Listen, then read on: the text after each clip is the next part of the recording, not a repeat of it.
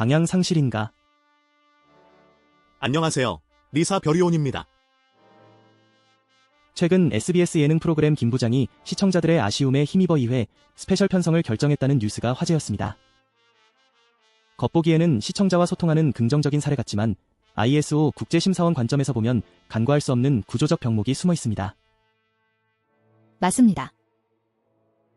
뉴스의 표면은 시청자 반응에 대한 발빠른 대응으로 보일 수 있지만 리사는 이 현상에서 F1, 즉 방향 상실형 병목의 징후를 포착합니다. 왜 애초에 시청자들이 아쉬움을 느껴야만 했을까요? 여기에 본질적인 문제가 있습니다. 저도 그 점이 궁금합니다. 만약 프로그램 기획 단계에서부터 시청자 니즈 분석과 장기적인 콘텐츠 전략이 명확했다면 이런 식의 사후 약방문식 대응이 필요했을까요? 인기가 많다는 것은 내부적으로도 어느 정도 예측 가능했을 텐데요. 정확합니다. F1 병목의 핵심은 조직의 존재 목적보다 단기 성과를 우선하여 장기 전략과 방향을 상실한 조직을 의미합니다. 김 부장의 사례는 콘텐츠의 단기적 화제성이나 시청률에 집중하다가 정작 중요한 콘텐츠의 존재 목적과 장기적인 시청자 관계 형성이라는 전략적 방향을 놓쳤을 가능성을 시사합니다. ISO 9001의 4.1 조직 및 상황에 의해 조항과 5.1 리더십 조항을 보면 조직은 항상 내외부 이슈를 파악하고 고객 요구 사항을 이해하며 명확한 방향을 설정해야 한다고 강조합니다. 하지만 이 사례는 그러한 초기 정렬성이 부족했을 수 있다는 방증입니다. 존재 목적이 불분명하면 모든 기획과 실행 과정에서의 의사결정이 흔들릴 수밖에 없죠. 그럼 기획 당시에는 김 부장이라는 프로그램의 존재 목적이 명확하지 않았거나 혹은 제작진 내부적으로 이 프로그램으로 무엇을 달성할 것인가에 대한 전략적 합의가 없었다는 의미인가요? 단순히 재미있는 프로그램을 만들자는 목표만으로는 부족하다는 말씀이시죠? 그렇습니다. 단순한 재미를 넘어 이 프로그램이 우리 방송사의 어떤 가치를 대표하고 어떤 시청층에게 어떤 장기적인 메시지를 전달할 것인가에 대한 깊은 고민이 부재했을 수 있습니다. 단기적인 시청률 목표나 특정 출연진의 섭외에 급급하다 보면 프로그램이 시청자에게 어떤 가치를 제공하고 장기적으로 어떤 역할을 할지에 대한 근본적인 존재 목적 질문을 놓치게 됩니다. 이는 방향 상실형 병목의 전형적인 증상이죠.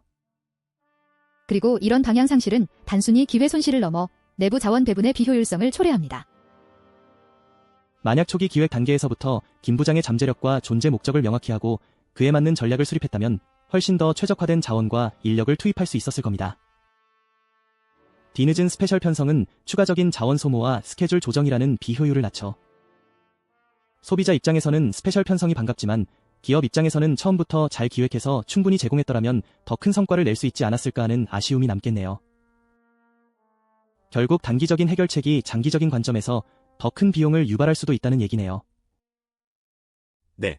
장기적인 관점에서의 손실은 분명히 존재합니다.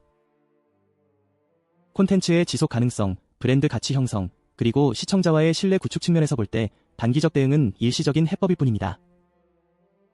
존재 목적과 전략의 부재는 기업의 핵심 경쟁력을 약화시킬 수 있습니다. ISO 리스크 관리 관점에서 보면 예측 가능한 리스크에 대한 사전 전략적 대응이 아니라 이미 발생한 문제에 대한 사후 대응입니다. 이는 존재 목적 상실에서 비롯된 전략적 의사결정의 부재를 명확히 보여줍니다. 더 나아가 이런 경험이 학습으로 이어지지 않고 다음 기획에서도 비슷한 시행착오를 반복한다면 조직 전체의 회복 탄력성에도 악영향을 미칠 수 있습니다. 이런 문제가 다른 산업, 예를 들어 제조업에서는 어떻게 나타날까요? 미디어와는 분야가 달라서 직접적인 연관이 없을 것 같기도 한데요. 전혀 그렇지 않습니다. 제조업에서도 흔히 발견됩니다. 특정 신기술이 유행하면 우리 회사의 핵심 존재 목적이나 장기 전략과는 무관하게 일단 그 기술을 도입하려 하거나 단기적인 매출 증대를 위해 본연의 기술력과 맞지 않는 제품을 무리하게 확장하는 경우죠. 예를 들어 친환경이라는 트렌드에 휩쓸려 핵심 역량과 전혀 다른 친환경 제품 라인을 무턱대고 늘리다가 오히려 기존의 전문성마저 흐려지는 경우가 대표적입니다. 결국 핵심은 왜 우리가 이 일을 하는가? 라는 존재 목적에 대한 질문에 명확하게 답할 수 있어야 합니다. 모든 의사결정이 그 존재 목적과 전략적 방향의 정렬성을 가지고 있는지 끊임없이 확인해야 합니다. 이러한 정렬성 없이는 아무리 좋은 아이디어도 혼란만 가중시킬 뿐입니다. 그럼 이 김 부장 사례에서 조직이 얻어야 할 교훈은 무엇일까요? 단순한 인기 프로그램의 성공 사례가 아니라는 거죠. 그렇습니다. 단기적 성과가 아닌 콘텐츠가 추구하는 본질적인 가치와 시청자와의 장기적인 관계 설정이라는 존재 목적을 명확히 하고 그에 맞는 전략을 수립해야 한다는 것입니다. 시청자의 아쉬움은 사실 조직의 방향 상실에 대한 경고음으로 해석해야 합니다. 위기를 기회로 삼으려면 그 원인을 정확히 진단해야 하니까요.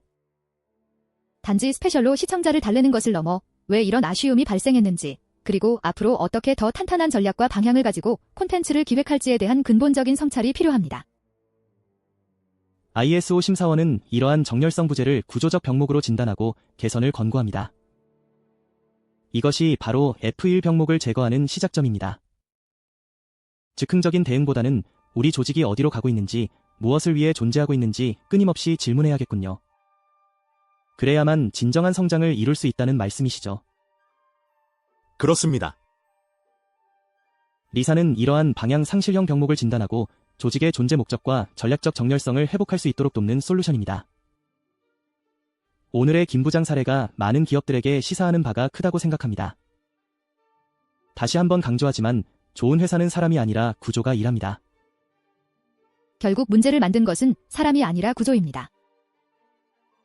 올바른 구조를 통해 조직의 방향을 다시 설정하는 것이 중요합니다. 오늘 말씀 정말 유익했습니다. 김 부장 스페셜 편성을 통해 단순한 즐거움이 아닌 더 깊은 경영의 통찰을 얻게 되었습니다. 저희 리사는 다음 시간에도 더욱 날카로운 진단으로 찾아뵙겠습니다. 청취해주셔서 감사합니다. 감사합니다. 감사합니다.